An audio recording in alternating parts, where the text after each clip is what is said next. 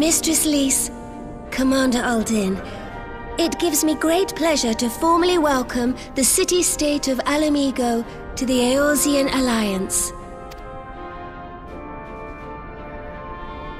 The pleasure is ours, Your Grace. I know I speak for all Alamegans when I say that we are glad of this chance to stand with our comrades of the Alliance. And we, for our part, are glad indeed to be able to welcome friends both old and new. Lord Hien of Doma, at your service. Pray, accept my heartfelt thanks for your generous invitation. Nay, 'tis we who must thank you for journeying so far. And 'twould be remiss of me not to acknowledge the part the Scions of the Seventh Dawn have played in bringing all of us together. In times of great unrest, you and yours have been our constant companions, without whom we would not be here. With apologies to Lord Hien and Mistress Alisaie, it occurs to me that we have not gathered in this way since that fateful day in Uldar. The day I lost my arm and my freedom. As I lay in my cell, never did I dream that I would one day be given the chance to represent my homeland at this council. I would not even be alive had you not plucked me from the jaws of death. You, Yugiri, and Alphino. Would that the lad could be with us.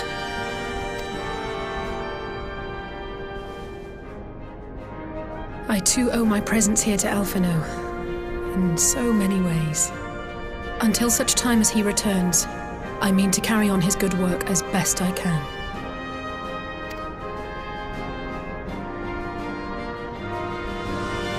Come, friends, let us leave the past in the past and turn our eyes to the future. My Lord Hien, pray, tell us how things stand in the East.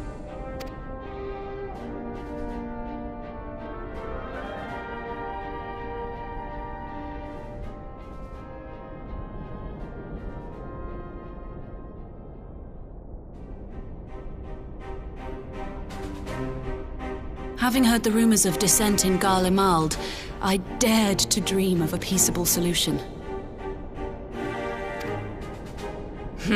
The Empire will not so easily change its ways. If the Garleans have a mind to take back Doma and Alamigo, we'll be hard-pressed to stop them, even with the might of 6 nations. But while we lack the strength to fight the tide, a course may yet present itself, if we read the winds aright. The winds suggest but one course to me. One which leads from the sea unto the river and thence to the source of all our woes. The Ascians. Indeed. All here have felt their blighted touch. It was the bringers of chaos who nurtured the Archbishop's tyrannical ambitions. They who bestowed upon him the secrets of summoning, as they have so many others before and since. And while they remain, we shall know no peace. Our objective is clear. The question is how to achieve it. That our enemy parades about in Xenos' skin poses problems in itself, but ere we get to them, how are we to infiltrate the Empire and get close enough to strike?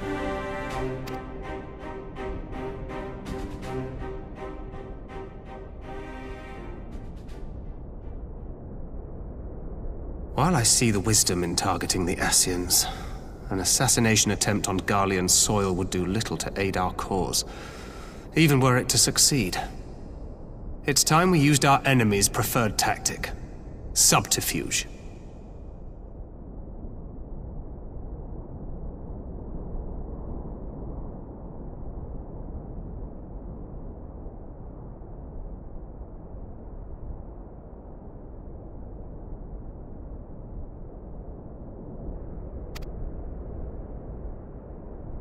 You have an idea?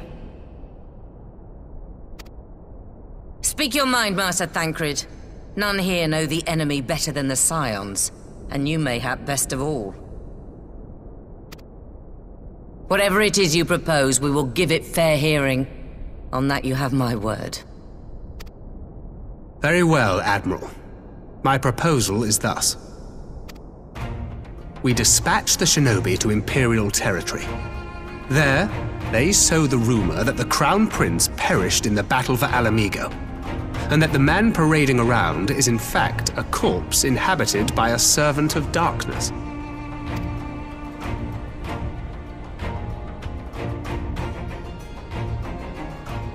Well, it does have the ring of truth about it. And were the Garleans to learn that their future ruler is a puppet, the Empire would be shaken to the core. But at the risk of sounding stupid, would they actually believe such an unlikely story? I didn't. Ordinarily not. But prior to his miraculous recovery, rumors of Xenos' death had already begun to circulate around the Empire. Ultimately, however, what the masses believe is not our chief concern. Our true objective is to create an opening for rival factions within Garlemald to exploit. Just as a war of succession erupted in the wake of Emperor Solus' death. A war which raged until but recently, plunging the Imperial House into disarray as nephew and uncle grappled for the throne. It is no coincidence that one of Varus's first acts as Emperor was to name Xenos heir apparent, family feuds being so tiresome when armies are involved. Not all welcomed his choice of successor, however. There is no shortage of individuals who aspire to the throne, who would jump at any chance to seize power. The news that Xenos is not only dead, but a puppet to diabolical forces, would be too enticing to ignore. The Empire would not be quick to recover from a second war of succession. I am no stranger to infiltrating Imperial territory. With a team of operatives gathered from among the Alliance's finest, the plan should have a reasonable chance of success. Doma already has shinobi in place throughout the provinces. We stand ready to act, and act we must. What say you all?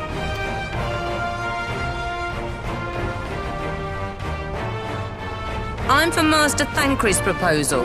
We shine a light upon the Ascian and test the Empire's unity. 'Twas his plot that scuttled Doma's negotiations, was it not? Why then, if we can eliminate him, there may yet be a chance for peace. Let us wage this war of subterfuge, that we may one day lay down our arms. Gods know we never will while the Ascians remain.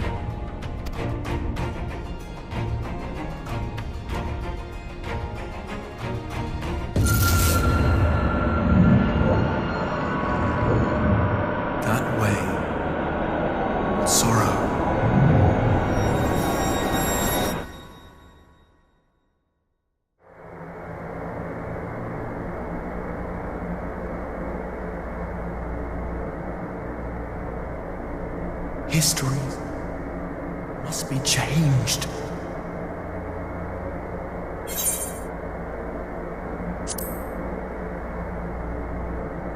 Ahead looms a calamity.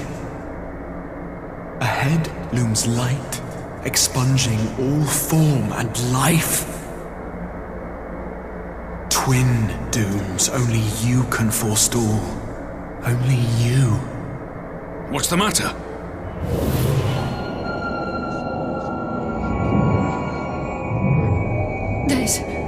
There's a voice!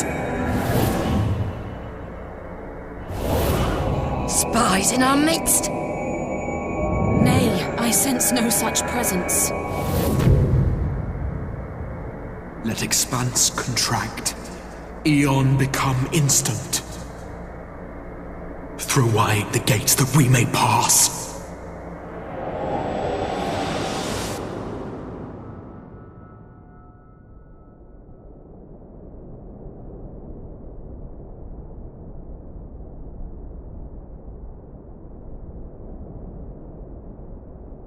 Is it over? Master Thancred!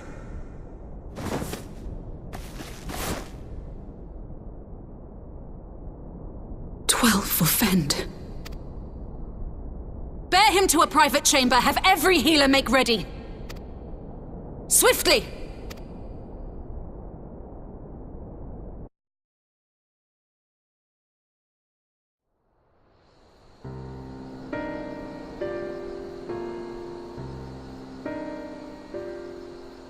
Master Thancred remains in slumber. Though his vital signs appear stable, he's unresponsive. What could have done this? And why just him and not the others? I'm afraid we could not identify the cause, my lady. Our examinations revealed no wounds, nor the presence of any poisonous substances. Gods, that only makes it worse. You're to let us know the moment there's any change, all right?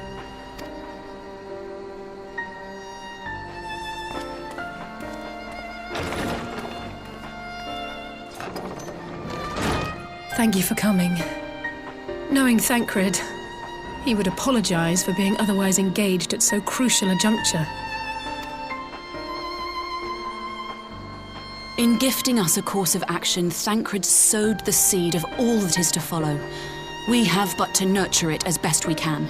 To him, I would say, rest easy, that he may wake to enjoy the fruits of our labors. Now, the matter of the mysterious voice must not be forgotten. Will you tell me exactly what happened? Alize and I heard a voice in the moments before Thancred collapsed. It was accompanied by a severe headache, as if something were clutching at our minds. Did you experience the same thing?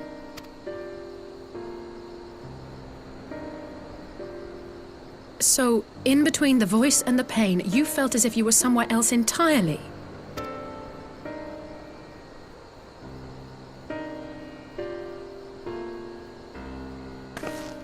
Your testimony confirms my suspicion. That which you experienced was, I believe, your soul being plucked from your flesh. Called.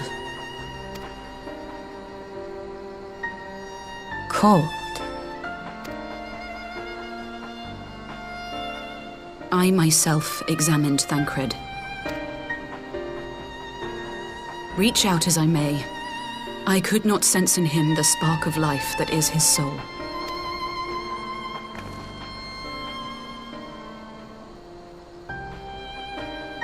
That Thancred alone was stricken so is likely due to his heightened sensitivity to the effects of ether, a consequence of his prior possession by the Ascian, the Hebrea.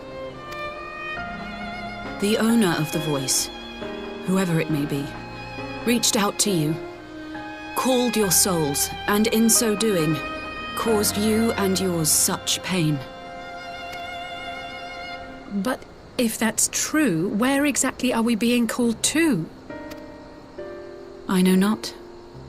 Yet one thing is plain. Whoever waits for you on the other side is possessed of a power unlike any I have ever known.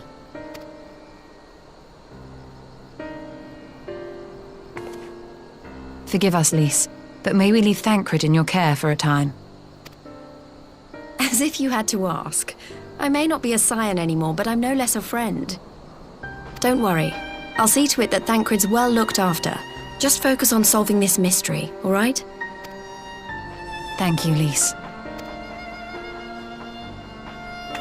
As the Elder Seedseer says, 'tis no ordinary individual we are dealing with. Nor can we discount the possibility of Ascian involvement. Whoever or whatever is behind this, the sooner we find out, the better.